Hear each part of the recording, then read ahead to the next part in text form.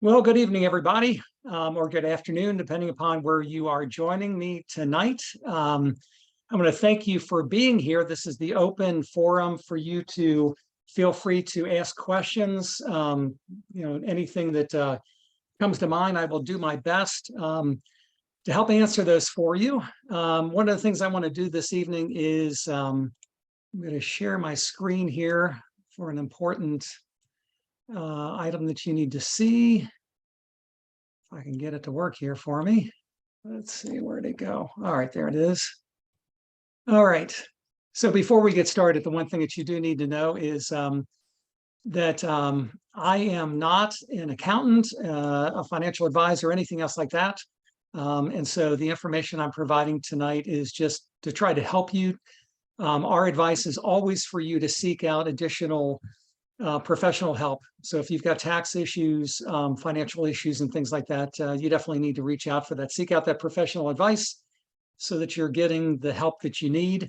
As far as tonight's presentation goes, feel free to put some questions into the chat button, and I will be happy to check that out. The other thing I want to make you aware of is tonight, there is a special discount that's being offered.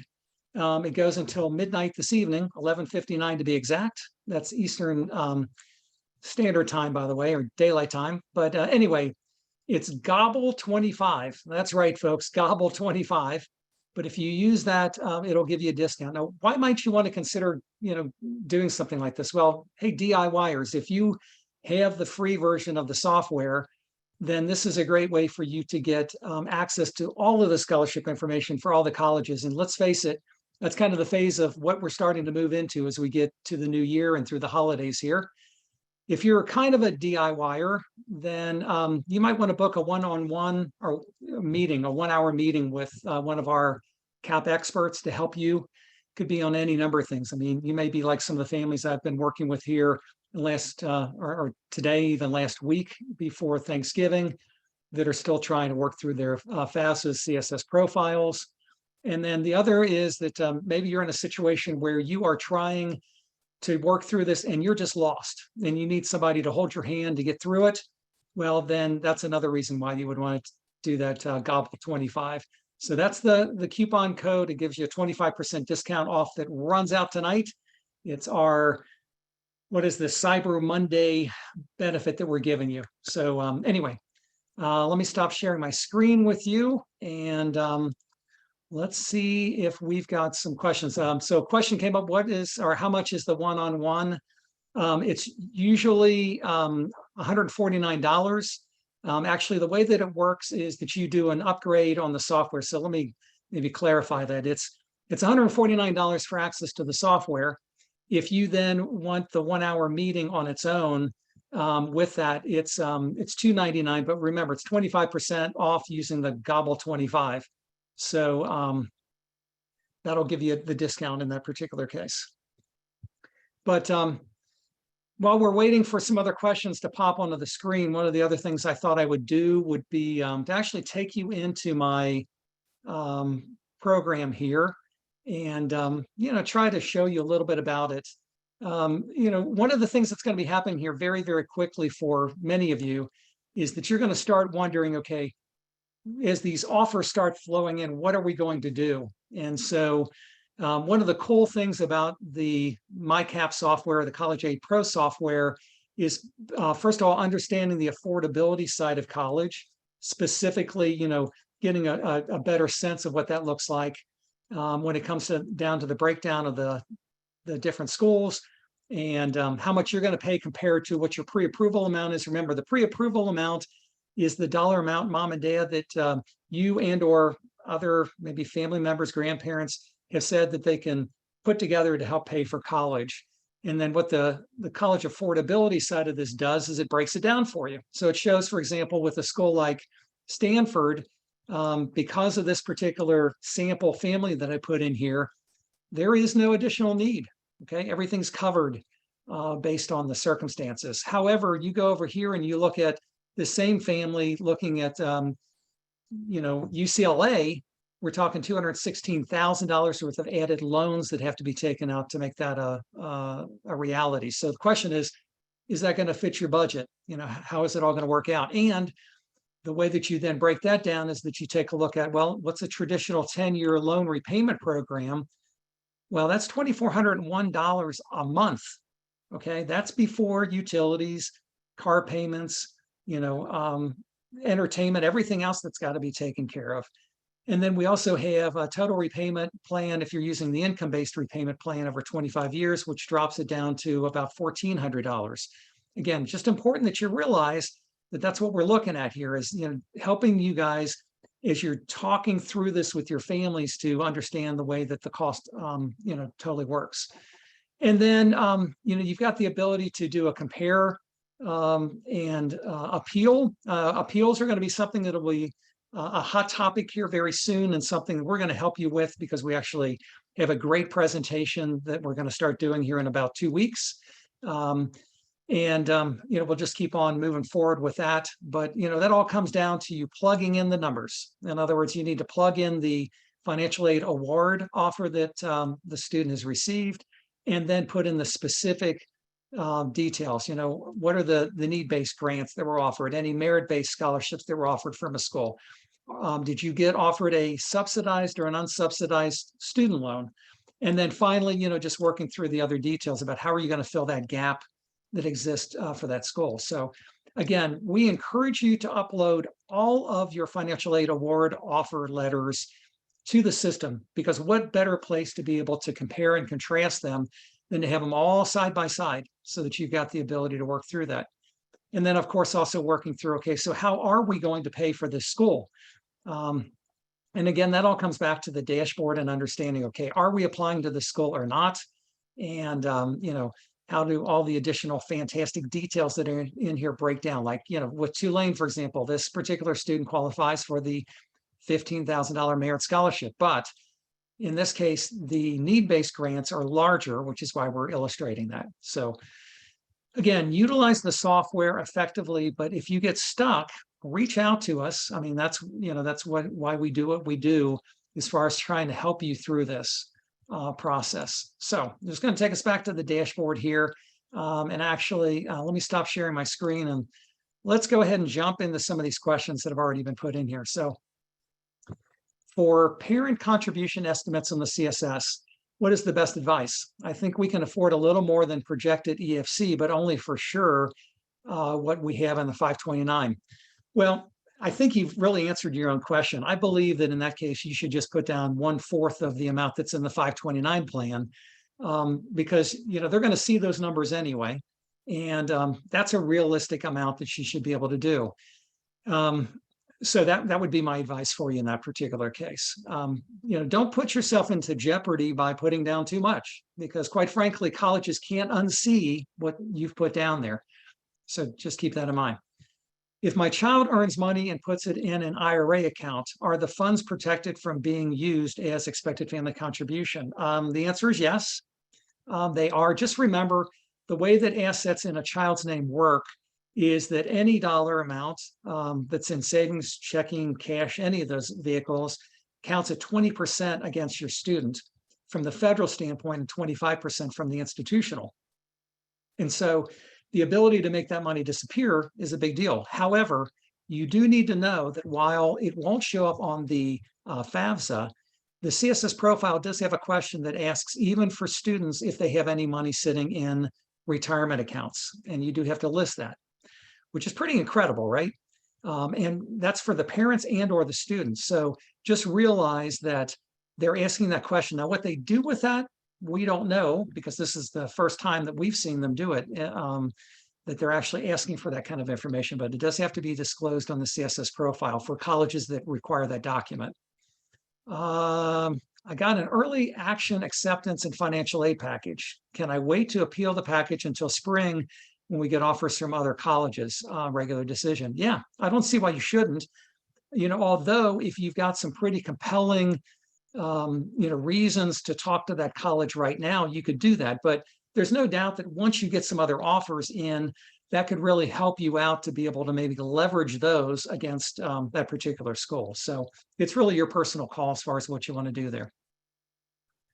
I uploaded my tax return to iDoc on 11/21, but it takes 3 to 5 business days to process the docs. My earliest deadline is 12/1. What if the docs are not processed by 12/1? I've got to believe if you got your CSS profile in, that they'll give you some, grace for that. I can't speak for the admissions people, but the fact that you did that, that should give them enough reason to say, hey, we will go ahead and, accept those documents when they come, because you've already done the work. It's just the fact that the system is holding it up. So that's not your fault. So I wouldn't worry about it too much. So I have the post 9/11 GI Bill and have initially split it between my 5 kids and wife. We will be sending off our oldest 2 kids to the first year of college next year. I'm thinking of saving it for number 4 and saving housing stipend to pay for number 5 when I expect our EFC to go. Well, makes sense? Or, you know what? I will say this to you. You're totally in control. I understand what you're doing. You're trying to get the biggest bang for your buck and really spread those benefits among your family. And shoot, with a family of 5 kids, that's a big deal. So I guess what I would suggest is just look at the numbers. And here's the other thing: you can't predict into the future what's going to happen for one child versus another as far as the additional merit money that they may be able to get. But it sounds like you've really thought it through. So I say go for it. If I have if I have twins, will they consider this? So here's the deal. This year, yes, they will. Your expected family contribution will be cut in about half per child. And in fact, if you're using the MyCap software, you actually see that. It actually will take, let's say your expected family contribution with 1 child would be $40,000. Suddenly with 2 going to school at the same time, it's about $20,000 apiece. However, that's the way it is today. But with the future FAFSA changes that are coming in the fall of 2023, currently anyway, the multi-student discount is going to disappear. And so instead it would be $40,000 per child.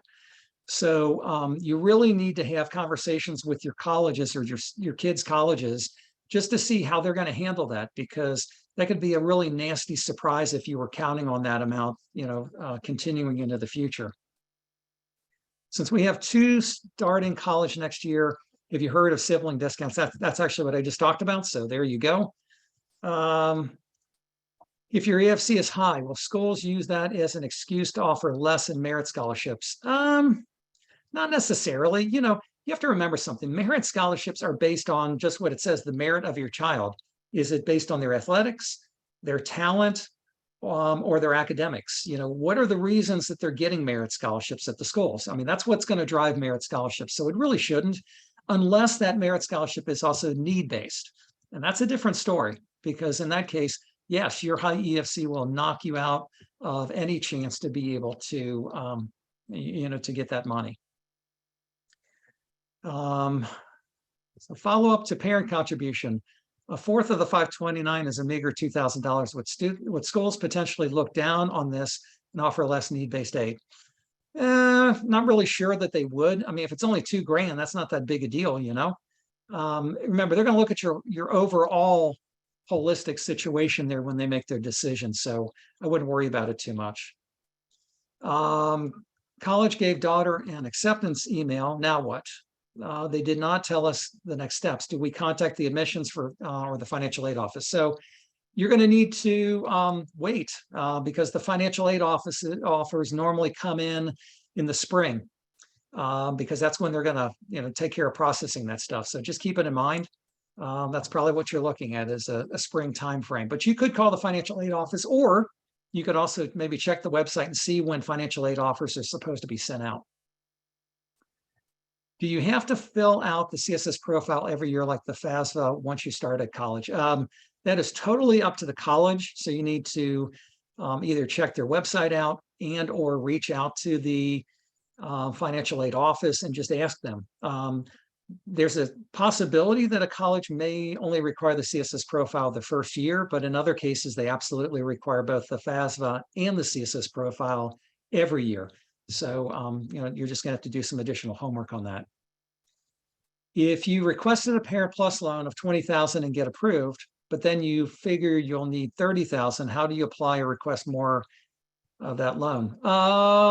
Good question. That would be a question you'd have to run through the probably the FAFSA hotline to ask them about that. I've never had anybody ask that before.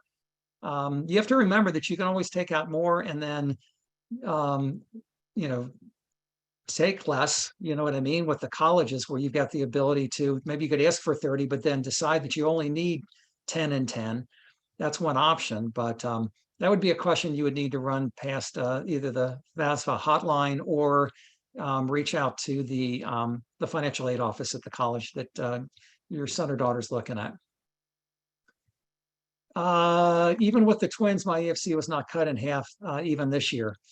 Not sure what the story is there. If you use the MyCap software and put in 2 students, in other words, you would put in the siblings, it should show you, you know, the fact that there's 2 in college at the same time. And maybe it's the fact that your EFC is just arbitrarily high anyway. You know, it could be that it's a larger amount, but it should, you know, it should definitely show you, you know, the percentages per child. Says your software projected 5,000 less than my actual ESC. Can I expect that the schools will also offer less than your software projected, or how close are your projections for CSS profile? Well, look, here's the thing. The FAFSA numbers are just about right on. I mean, you said that it's less, but here's the point. You'd have to make sure that every single detail that you put into the FAFSA matches up to what you've got on the MyCap software. If it's not, you know, matched up exactly, then that could explain why there's a difference. Our CSS profile projections, we're pretty bullish about those. We've got a team of people that they go out and they run net price calculators. They compare them to our calculators to make sure that we're giving you the very best numbers possible. Are we perfect? No, we aren't, because you have to remember the schools control the final numbers. Now, even when it comes to the federal numbers, the federal is, of course, controlled by the Department of Education. But we're giving you, you know, what we consider the very best option. Hopefully that $5,000, you said software projected 5,000 less than your actual. Something tells me again that maybe something was off. Could it have been, well, it could have been any number of things, you know. So it's hard for me really to answer that without, you know, seeing your, seeing what the MyCap look like compared to that. If a college does not require a CSS, should we still fill it out? Will they look at it? No, you should never ever fill out a CSS unless they require it. It's not helping you at all. The fact is, you know, the college, if they require, the college either requires the FAFSA only or the FAFSA and the CSS profile. That's the only way it works. And so don't fill it out if you don't need to. Believe me, it's a pain. There's a lot more work that goes into that. Peter, you got a lot of questions for me tonight here. When I click on private scholarships tab on the website, I get an error message saying this site can't be reached. Any advice? Well, first question would be, did you do the upgrade? Because the only way that you get access to the scholarship, the private scholarship, is if you did an upgrade to the valedictorian, excuse me, to the scholar program. And the scholar then gives you access to that private scholarship source. So that could be the problem. If you do have the scholar program and are having issues with it, then you know, you need to reach back out to us, and you know, we can see what's going on there, because I'm not sure why that wouldn't be working, because the scholarship search is factored into both the scholar and the valedictorian. The valedictorian level, just so that you know, is where you end up getting the 1 hour consult with somebody where they can walk you through whatever. I mean, they could be, if you're stuck on FAFSA questions, you can ask those. If you're stuck on a CSS profile question, if you have, you know, appeal questions in the future, you could use that hour for that. You could use the hour for us to hop on the software with you and walk you through it, you know, try to help you as far as what's going on with that. So that hour can be used for absolutely anything. My recommendation would be come prepared, you know, come prepared with the questions that you have, come prepared already loaded into the software so that we can make the most of that time with you.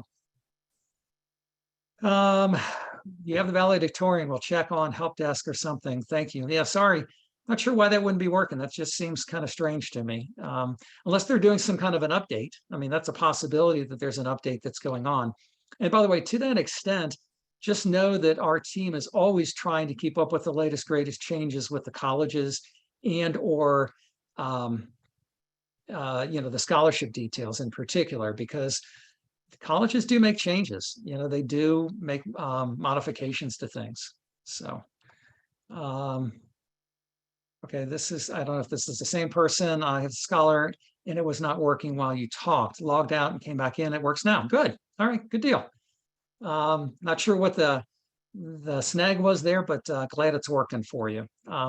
And you know what? Since you're bringing up that whole scholarship side of things, I would encourage you all to look at it.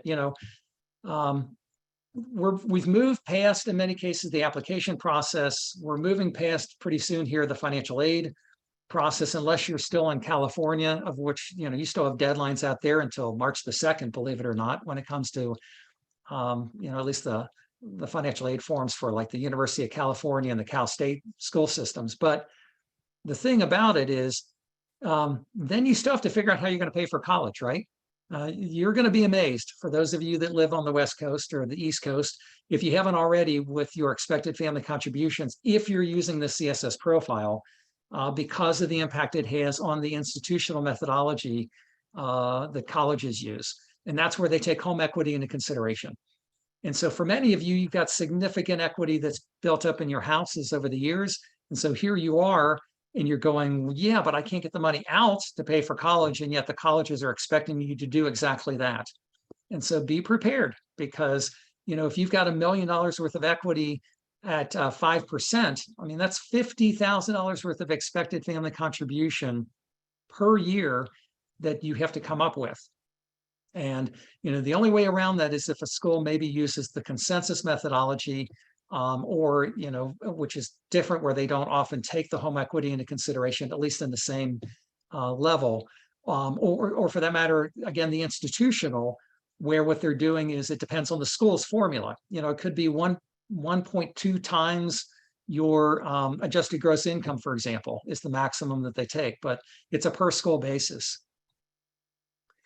Can you please explain again what is going away next year for splitting EFC between multiple kids in college?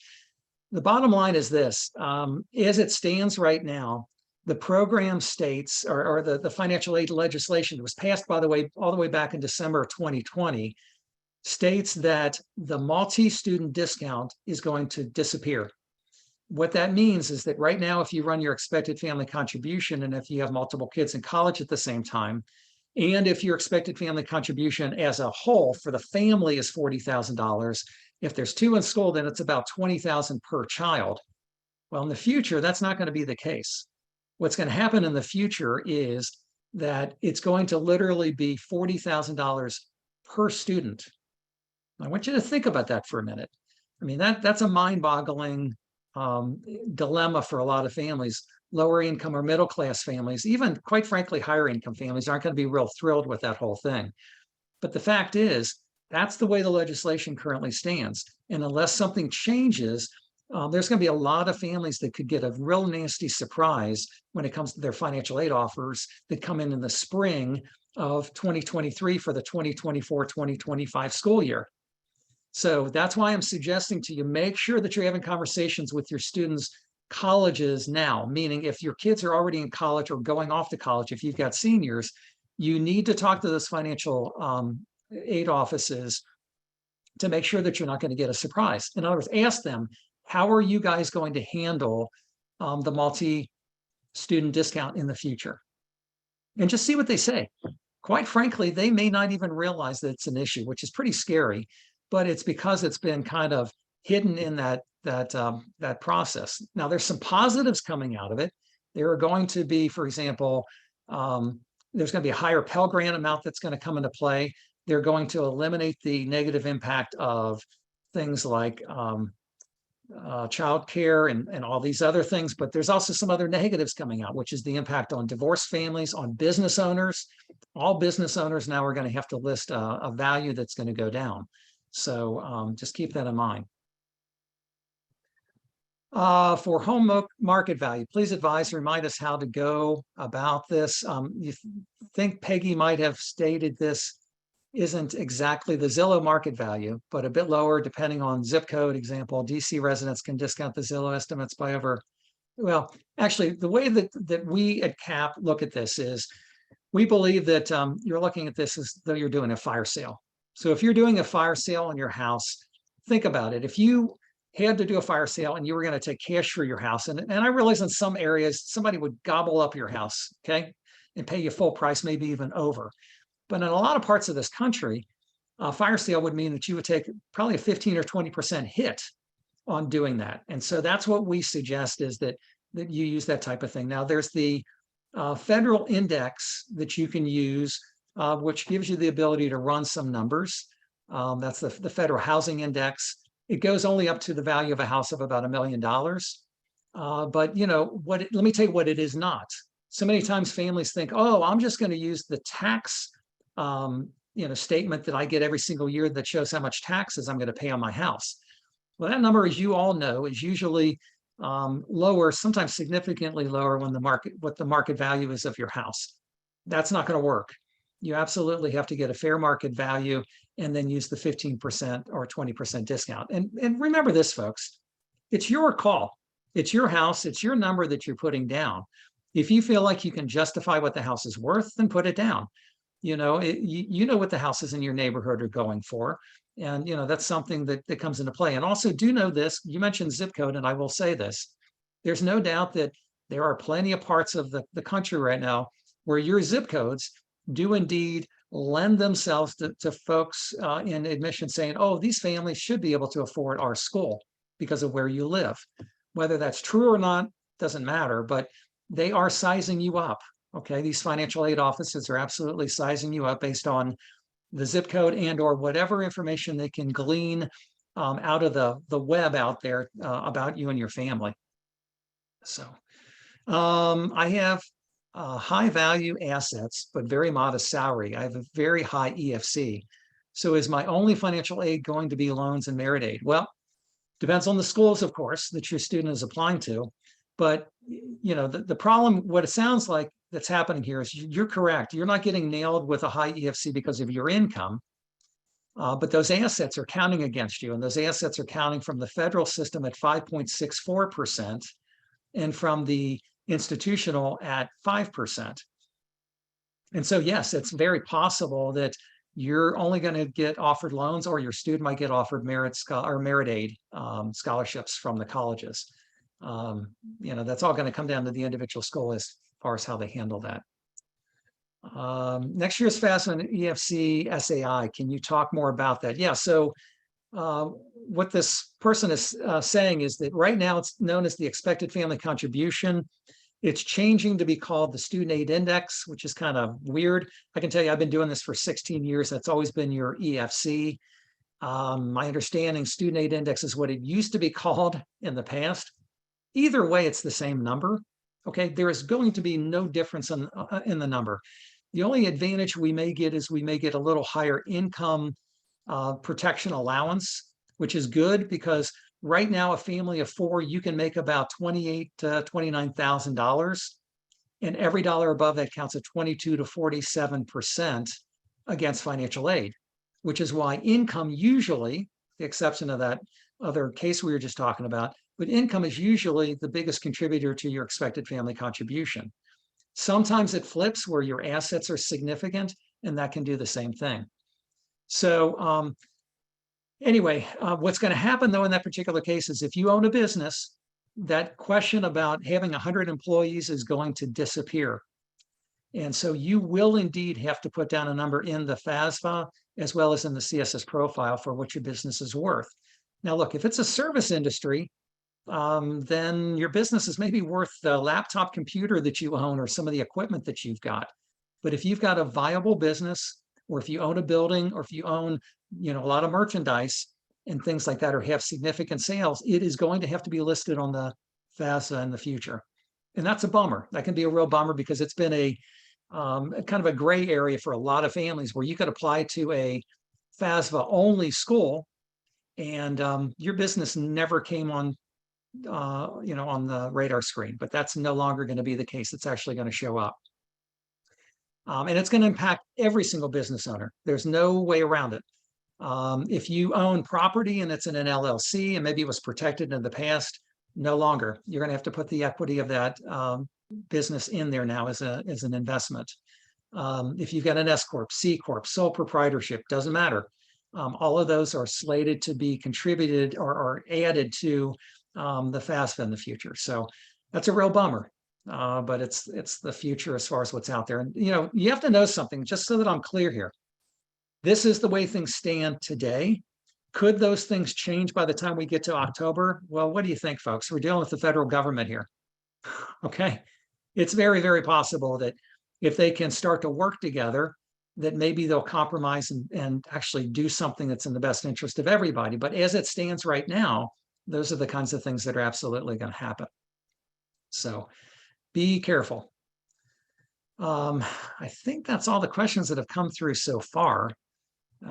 If you've got any more, feel free to go ahead and throw them in the Q&A for me here. While we're waiting, let me go back to the software again for just a minute here. And one of the things, again, that I think is really important to understand about this, so just to put this into perspective, I'm right now in the Scholar program, which allows me to, search for schools. I mean, I can either search for schools regular, or I can come up here and I can use the advanced search tool. And I really do love this because I think it does a nice job of helping, depending upon what you're looking for. I mean, I have some families that they're really caught up in the rankings, so they only want to look at ranked schools, let's say.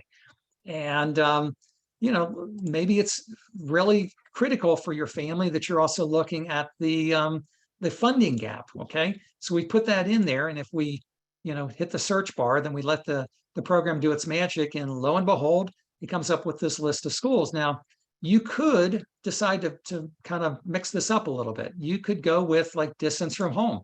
Okay. And it'll recalibrate it. You could also come in here and you could go with, based on the 4-year cost. So, again, what this program is doing is it's using my sample family here, and it's then giving other options that come into play. Now, let's just be clear about a couple of things. MIT, for example, and Princeton and even Harvard are coming up here, and there is no gap. But what's the challenge with those schools? You got it, folks. It's the ability to get admitted to those schools. That's the big challenge, okay? So just keep that in mind, is that even though it's showing that those are affordable colleges, then we have to get into the reality of the admissions chances. And that's a whole nother conversation that, of course, our software doesn't do. That's what you've got to be doing, on the outside as far as working through those particulars. So again, it's just important that you keep up with it. And this program even shows colleges that are what are referred to as working colleges. That's what Berea College is. In other words, what's interesting about the school is if you have a 0 EFC, expected family contribution, or in the future student aid index, you do have the ability to go to the school at a very, very reasonable price, and you will be working. So a student would be working on campus. It could be any number of things. You could be working in the library, in the cafeteria, doing landscaping, doing custodial jobs, whatever it might be. It's a school that puts their students to work. But for that, you get an incredibly fair-priced college. So again, that's just an option. Let me check here. We've got a couple more questions that came in. For the software, the price is $150. Is it $300 for 2 children? We do offer a multi-student discount. That's something you would have to reach out to me about, so that's something, if you want to check in with me, we can talk about that. But remember, again, if you use a Gobble 25, you're getting that 25% discount off up until tonight. Okay. So, and by the way, that discount does run out tonight. So I won't be able to get you an answer on that particular question, of course, until sometime tomorrow. For CSS profile, do I have to list the trust in my child's name if the trust has no additional assets other than that are what we've listed in the form as parental assets? Well, you just need to know that the CSS profile does ask for trust details for students and or parents. And so, I mean, as long as you're putting a total down there that equals the total that's in the trust, then I don't see that there would be a problem. It says, plus the child isn't a beneficiary of the trust until a few years later. Well, again, there's two ways to handle it, right? You could split the trust apart as to what percentage is considered that child's and then what percentage is the parents. Or I guess you could keep the total amount there as the parents, but one way or another, the total trust value has to be disclosed on the CSS profile, and it needs to be disclosed also on the FAFSA. I don't know if you realize that, but just because you brought up CSS, it also has to be disclosed on that FAFSA. And if you didn't, then you need to go in and do a correction, because that's one of the assets that needs to be included there. We're not going to pay for college for our son. How do we communicate that to the schools? Well, it's not you communicating that. It's going to have to be your son communicating that, because you have to understand that he's your child and the colleges expect that you're going to participate somehow if you can. And so the only way to do that would be for your son to have a conversation with the financial aid office and to share with them that my parents are not contributing. But then the question becomes, okay, so what schools are going to be a good financial fit based on what your expected family contribution is? Because here's the deal.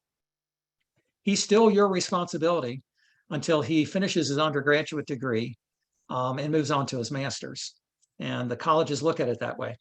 And so unless there's some way that you are intending to totally devoid yourself of him in some capacity, which I'm not privy to talk about, nor do I encourage, then you're going to he's going to have a conversation with the school to figure out how he's going to pay for it, which means you better make sure you've got some safety schools on the list that are going to work for him to be able to pay for it 100% on his own.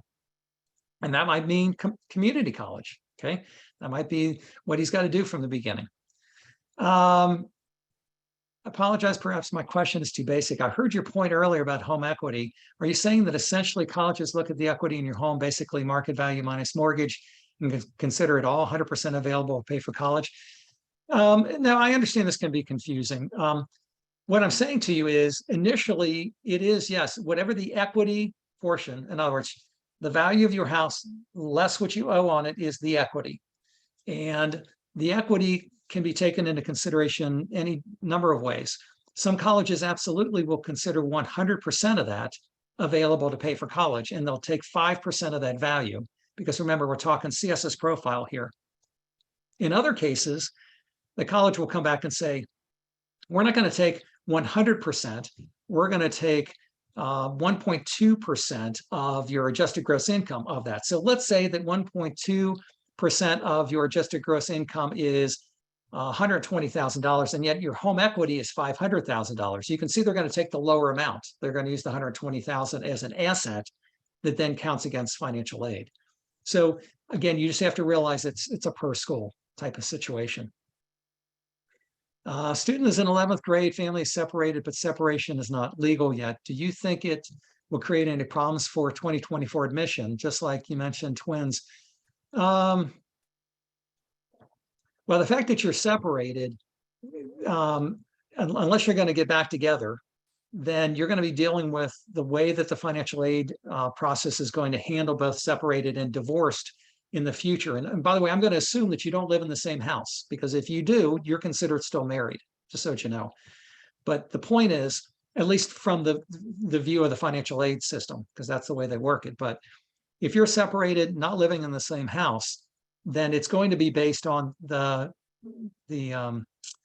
rules and regulations at that point in time, which says that it's the parent who provides the most financial benefit to the child. Whatever that turns out to be, whoever that turns out to be, is the one that's going to be putting that down. Okay. Let's see.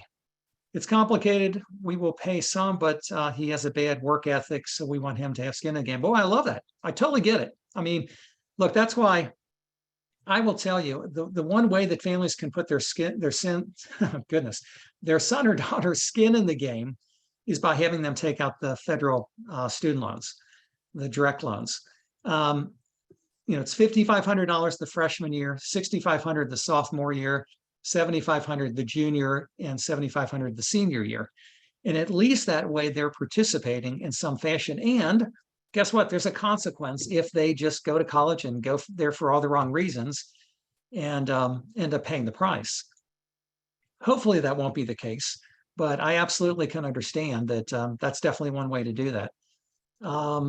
Is there a way to get him to sign up for loans without us co-signing? Strictly the federal loans, yes. So the $5,500 as a freshman and so forth do not require a cosigner, a job, or a credit score. Your student can take those out 100% on their own, but anything above that to fill any funding gap is going to require a cosigner. And by the way, again, I love the idea that if he gets good grades and graduates, that you're all set ready to help pay him or pay those off at that time. But for sure, you need to just make sure that you go into it with an open conversation. Use the software to effectively communicate with your kids the way that things look. Okay, don't be afraid to show them the numbers. You don't have to show them the income numbers if you don't want them to know your financial details, but they do need to understand the impact of the expected family contribution. So you be the driver of it. You walk them through the numbers, and that'll definitely help them understand what they're getting ready to step into. Are there any special considerations if I am a single parent with other parent deceased?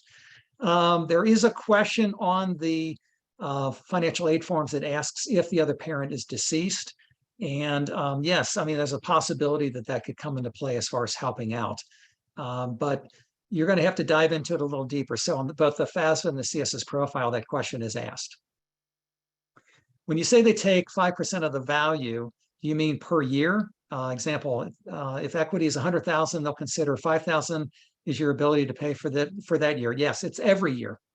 So as you can imagine, as your equity grows, which it likely will, depending upon what's going on with the economy out there, then your amount that they consider will also grow. But again, remember, it's possible because it totally depends on what goes on with the colleges. They control the formula, okay? They've got the magic key that will determine how they're going to work through that.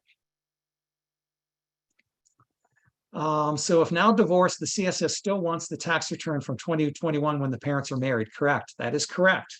What you're going to have to do in that particular case is upload that document, and then internally you're going to need to split your income apart, your income compared to the ex's income, so that the college can see, how that works out. But one of you, so let's be very clear on that.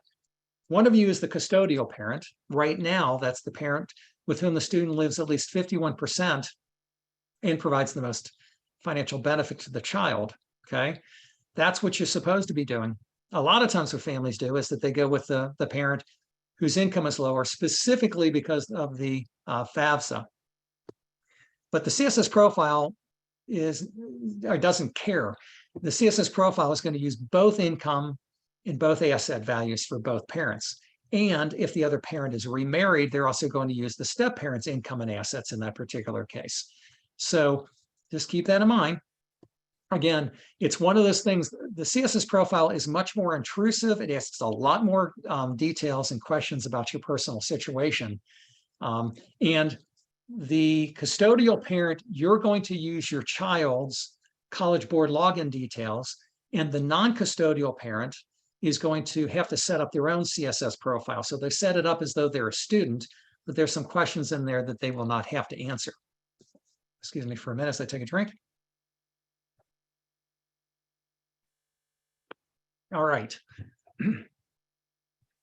If the parent's joint income exceeds 400,000, are we wasting our time filling out the CSS profile? Well, I mean, it's going to be a big number, folks. I'm not going to lie to you. Again, run the MyCap. Plug those numbers into the MyCap. It's going to tell you. You're going to see, again, let me show you. If you look at the program right here, it's going to show you all three of the expected family contributions. Let me go back to my dashboard here. So right up top here, here's the federal EFC, here's the institutional EFC, and here's the consensus. And then over here on the right, it's the 1 year pre-approval amount. Remember, the pre-approval is, our thinking on this is Just like you would go out and buy a house or buy a vehicle, you got to get pre-approved to go do that if you're going to, buy it with a loan.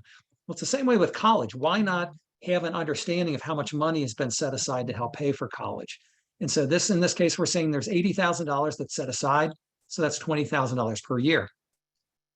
The federal EFC is 100% driven by the FAFSA, the Free Application for Federal Student Aid. Both the institutional, which takes home equity into consideration, and the consensus, which doesn't, or at least it modifies it, are both driven by the CSS profile, which is completed through, again, the College Board website. So, just keep that in mind. But plug the numbers in and it'll show you very quickly what your EFC is going to be. And then you deal with the shock and all of it, and then you make the decision. However, remember this, and this has been confirmed. I actually had a conversation with a gentleman who currently works with a selective college in their financial aid office. And he told me point blank that if you do not file financial aid forms the first year and have something happen the second year, maybe the death of a parent, the loss of a job, a business goes under, bankruptcy occurs. If you didn't fill out the FAFSA or the CSS profile the first year, you could have trouble from a CSS profile standpoint or from the institutional standpoint next year. And the reason I say that is because you have to realize that while the FAFSA controls the federal money, the CSS profile controls the institution's money. And that's why the 200 or more colleges and universities that use it are absolutely using it to control how much of their own endowment fund money they're giving out to students. And so it's important that you know that going in, which again is why filling it out the first year as a backup plan is what we normally suggest, unless you're Bill Gates and, you have no need for the money because even from your own asset values or the interest and dividends that you're earning off of your stock, you don't have to worry about it. So it could be a different situation for your family. I was late to this meeting. How do I get to the MyCap program? It's real simple. If you go to mycap.collegeaidpro.com. So again, MyCap, M-Y-C-A-P. In fact, I'll tell you what, I'll put it in the chat box here if I can do this real quick. But just go in there and it'll give you the ability to go ahead and work through that. Okay. So mycap.collegeaidpro.com. A second for me. Okay.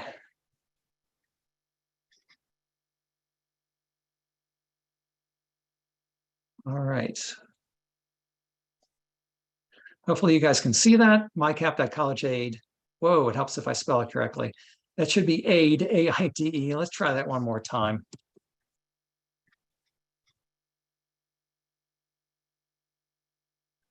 Make sure that looks right. Okay, this is much better. Here we go. So just go to that website. And when you go there, you can set up your free account. There's no additional cost to do that. You then have access to up to 3 colleges, absolutely free, and then you're good to go. Okay. If in the FAFSA, both the salary income and bank account balance from parents, students are included in the EFC calculation. If the bank account balance is solely coming from the salary income, does that mean it is double counted? If so, how to avoid this? Boy, I'm really not understanding your question. You've got your salary. Think of it this way. You've got your income and you've got your cash, checking, savings, and investments. There are 2 different buckets of money. So your income counts all by itself. And whatever you've got over here in cash, checking, and savings and investments, specifically non-retirement investments, gets counted as a separate entity, and they get counted differently. The investments and the cash, checking, savings all count at 5.64% from the federal side, and from the institutional side, they count at 5%, unless it's your students' money, and the students' money sitting in the same buckets counts at 20% from the federal side and 25% from the institutional.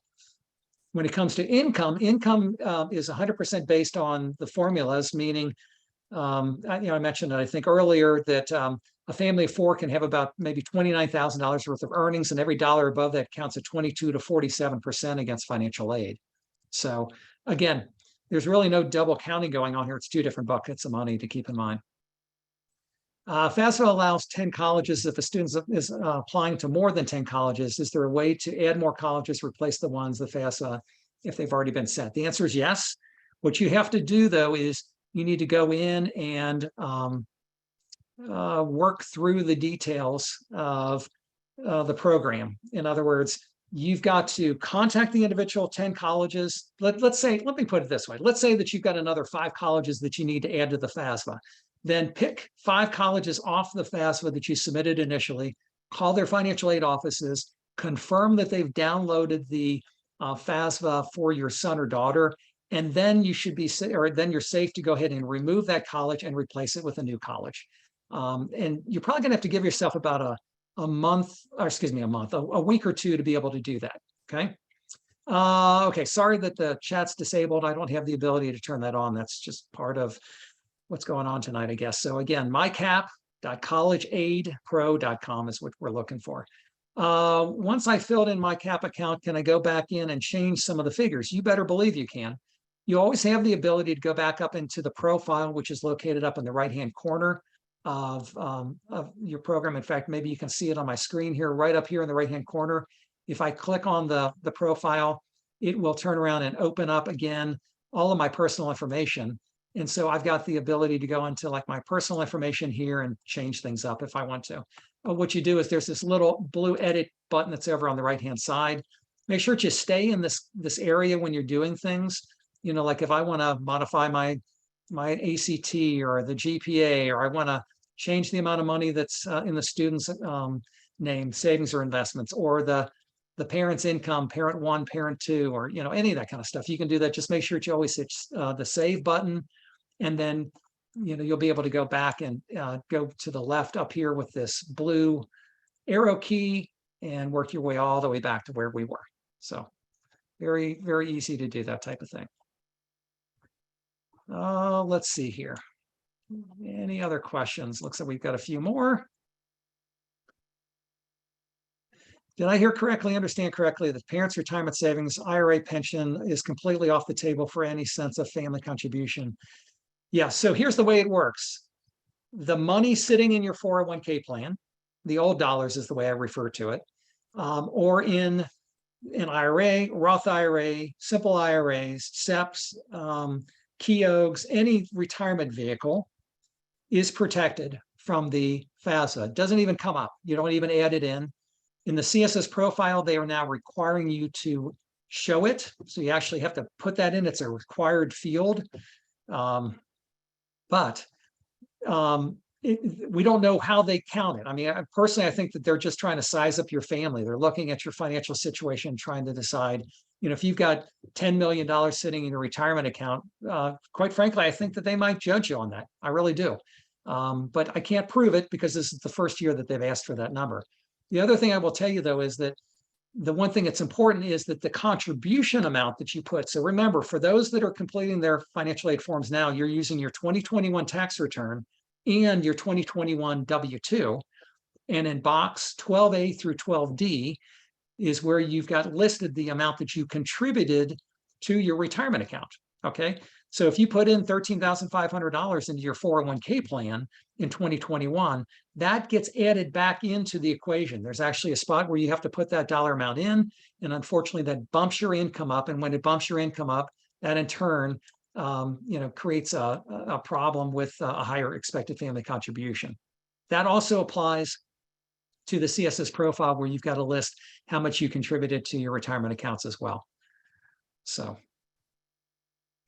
All right. Any other questions? We're getting close here. We've got about another 5 or 6 minutes before we're going to wrap up for this evening. I hope this has been helpful. You guys have been asking lots of great questions. You know, most importantly, I hope too that you're going to take advantage of that, you know, the special Gobble 25 discount that's available. And remember, that can be used on anything. That can be used on the consultations. You know, if you want to do an upgrade to the software, if you get the free platform right now, if you want to upgrade to the Scholar program, it's $149 less the 25%. If you want to go to the valedictorian at $299, again, 25% off of that. Even if you want to do the white glove, if you're in a situation where you really want to do hands off, I mean, you just need somebody to help you navigate your way through the process. And that's why we have the White Glove program. And that's truly all about trying to help you by completing the financial aid forms with you, helping you with appeals, maybe identifying some other schools, that are available that your student ought to still be considering, and then helping you map out exactly how you're going to pay for college in the future. So it truly is all about trying to put you in a position where you're taking the affordability conversation very seriously. Would MyCap program be helpful for current college students who want to apply for financial aid? It depends on your situation, right? It just really depends on whether or not anything has changed in your circumstances from last year. What it will do is if your student is considering transferring to another college, then you can at least play with the numbers and understand what the price tag is going to look like. And to me, that's a big help. And or for sure, if you got younger students, it makes a ton of sense, because then you can start to plan appropriately for any scholarships and things that they may get. Hey, thank you for your compliment here. If you can't tell, we love what we're doing as far as helping families with this process. And we just want to try to help every family make good, affordable decisions when it comes to college. Unfortunately, the colleges are winning in many, many cases when they have families drive themselves into huge amounts of debt. And to me, it's just a travesty, that we're still doing this. And by the way, yes, there's possibly some relief here with the $10,000, $20,000 forgiveness that's going on. But folks, quite frankly, that's just like a mosquito bite on the back end of an elephant, to be honest with you. When you're dealing with $1.7 trillion of total student debt out there. And here's the other problem, of course, the college costs are definitely not going down. So, please just keep that in mind. What is the Gobble 25? So it is a discount code that you can use. Can we use that in January? You can't. It's actually only good. And by the way, it's capital GOBBLE 25 all crunched together. In fact, let me do something here. Let me stop sharing my screen for a minute here. Maybe. And I'll put something else up here. So let's see here. So here's what that discount looks like. And it's truly all about trying to help you. For those of you that are still trying to get through this process, you've got the ability to go ahead and use the Gobble 25. Oops, let me move myself out of the way here for a minute. We'll put it down here. It expires at 11:59, but you can use that on one-on-one meetings. You can use that to, again, do an upgrade to the software if you want to go from the free version to the Scholar version, or up to the valedictorian, or even take a step higher than that, which is going with the White Glove program. The White Glove program, by the way, is $29.99, so $2,999, so 25% off. Of that's pretty significant, but that's if you want us to help you go through the entire process. So we've got a solution for everybody. We just want to try to help as many families as we can. So anyway, want to thank you for coming this evening. I hope this has been helpful. Actually, let me see here. I've got a couple of quick ones. Can you provide a high-level sense of the ways that Parents 529 for a child versus grandparents for a child is treated? Yeah, 529 plans for a grandparent are not counted at all until you take a distribution. By the way, that's if you took a distribution, it's considered income to the child. But next year, that's a good thing that's going to happen, which is with the new changes that are coming through, grandparent 529s are totally disappearing. So if you've got any money out there, the best place, in my opinion, to put it is in a grandparent's name, because it will not show up on the FAFSA ever. Okay, the CSS profile will still ask for things like that. But if you're applying to FAFSA only schools, you're protected. How do I add the second sibling into MyCap? You can't. What you've got to do with the MyCap is you have to put in child number one, say that there's two siblings, and then with the second child, put in there that their graduation year is, let's say it's 2023. That's how that shows up. If we know we're not eligible for aid, is it necessary to complete? I kind of already reviewed this. I'll say it again. We always believe that you should do it as a backup plan, because God forbid something happens to you, and then you're dealing with the consequences of that when it comes to the colleges. And If they're applying to a school that requires the CSS profile and you didn't fill out those financial aid forms, specifically the CSS, they could say, hey, you didn't do it the first year, you're stuck with just the federal money at this point. Which one is where I can get the one-on-one meeting? That would be the valedictorian. So that's the $299 version. So that's where you get access to the software for a full year, plus an hour meeting to talk about whatever you want to do. And that's what comes into play. And the last question that I'll answer here, employer put 4% and I put 4% of my 401k. Should I put 4% of the employer in the FAFSA or CSS? Thanks. You put whatever is in box 12A through 12D, likely capital D, that's your contribution amount. You do not put the employer's contribution amount into the FAFSA or the CSS profile. That's none of the college's business. That's a benefit to you. All right, folks. Well, listen, happy holidays to you. Thanks so much for coming this evening. I hope this has been helpful. I wish you all the very best when it comes to your process of navigating your way through the college process. And as always, don't forget about us. We're here to help you. And worst case, come back and join us again for another open forum. But have a great evening. Take care, everyone.